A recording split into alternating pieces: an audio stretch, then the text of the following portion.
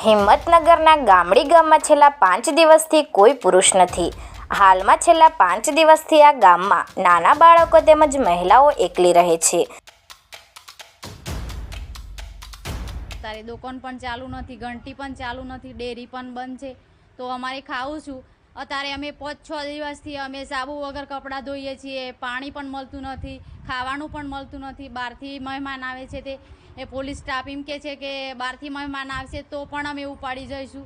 અમે ખેતરમાં જઈએ છીએ તો પણ પોલીસ સ્ટાફ એમ કહે છે કે અમે ખેતરમાંની પણ તમને ઉપાડી જઈશું। અને અમે ખેતરમાં જઈએ છીએ તો અમને પણ બીક લાગે છે કે ખેતરમાં કોઈ નથી તો અમારે કરવું શું અત્યારે? અમે હાલમાં ખાતા નથી, પીતા નથી, આદમી નથી, છોકરા નથી, લેડીઝ બહુ પરેશાન છે। તો તમે ગ્રામજનોને વિનંતી કરો કે સમસ્યા 42 ગામની પબ્લિક ભેગી થઈને ગામનું કોઈક નિર્ણય લાવો। વાત કંઈક એવી છે કે થોડા દિવસ અગાઉ નેશનલ હાઈવે નંબર 8 પર હિંમતનગરના ગામડી ગામ નજીક એક અકસ્માતની ઘટના બની હતી। ત્યારે ઘટના બાદ લોકોએ આક્રોશમાં આવી જઈ આ હાઈવે રસ્તો બંધ કરી દીધો હતો અને વાહનોને પણ આગ ચંપી કરી હોવાના દ્રશ્યો સર્જાયા હતા। જેમાં આક્રોશમાં આવેલા લોકોના ટોળાએ પોલીસની એક જીપને પણ આગ લગાવી હતી અને મોટી સંખ્યામાં ભેળા થયેલા ટોળાને વિખેરવા માટે પોલીસ ફોર્સ બોલાવી ટીયર ગેસના સેલ છોડવાની ફરજ પડી હતી।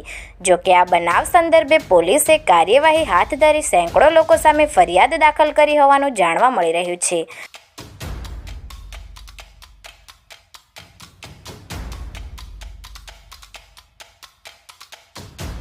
તે દાબાપ સરી જઈને ધમકી આલી, મારા આદમીને હાથની તકલીફ છે, એના દવા ચાલુ છે, તે એમ શોખ રાતના મન મૂકીને ભાગી જાય, તે શો જ્યાં શો નહીં તો એમના દવા ઘેર ભૂલી જશે, એમને આ ના થત એમની જવાબદારી કોણ છે એ પ્રમાણે સરકાર લખીને આપે છે કે આ માણસને કોઈ નહીં થાય કે તો જવાબદારી આપે છે। મારા અત્યારે છોકરા નોકરી કરે છે, નોકરી ભાગીને જતા રહેશે તો આદમી નથી, છોકરો નથી તો અત્યારે શો જાય એ જવાબદારી સરકાર લે। જોકે પોલીસ કાર્યવાહીથી ડરી આ ગામના પુરુષો પોતાના ઘર બાર, પરિવાર અને બાળ બચ્ચા છોડીને ફરાર થઈ ગયા છે।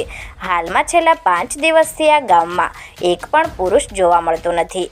ગામમાં માત્ર નાના બાળકો અને મહિલાઓ સિવાય કોઈ જોવા મળતું નથી। ગામમાં તમામ દુકાનો, વેપાર ધંધા તેમજ દૂધ ડેરી પણ બંધ છે। જોકે આવી પરિસ્થિતિમાં ગામની પશુપાલક મહિલાઓ હાલમાં ડેરી બંધ હોવાથી દૂધ પણ ગટરમાં ફેંકી રહી છે। હાલમાં આ ગામની મહિલાઓ અને બાળકો આવી પરિસ્થિતિમાં ખૂબ જ અકળાઈ રહ્યા છે। મેં ધાકન પોલીસ વાળાની ધાક અમે લેડીઝ પોલીસ આવે, પેલી પોલીસ આવે, તે હમણાં પોલીસ આવે, પોલીસ આવે તો ઉગારા પગે મારે નાહતા થઈએ છીએ। અમે ઉગારા પગે બળીએ છીએ તો બળીને અમે શું જઈએ તો ગામ લોક બધા જે આપણા સમાજનો માણસ હોય એટલું માણસ તમે ભેગા થો અને ઓનો કોક નિકાલ લાવો। ઘાત સારો નથી, અમારા ઘરમાં હુચેલ હતું એ હુચેલ પતી જવાય નાખીને અમે જેટલું નાખીએ ગમ છોડીને લોક જતર્યું છે। અત્યારે મોહણીઓ જેવું અત્યારે ગમ લાગે છે, ગમમાં કૂતરું જોવા મળતું નથી, અમને બીક ઘણી લાગે છે। જોકે આ ગામની મહિલાઓ અને બાળકોના જણાવ્યા અનુસાર આ ગામમાં છેલ્લા કેટલાય સમયથી ઓવરબ્રિજ મંજૂર થયેલો છે, તેમ છતાં પણ ઓવરબ્રિજ નહીં બનતા અહીં અવારનવાર નાના મોટા અકસ્માતોની ઘટનાઓ છાસવારે બનતી હોય છે અને સરકારી તંત્રના પાપે નિર્દોષ લોકોની જિંદગીઓ મોતના મુખમાં હોમાઈ જતી હોય છે।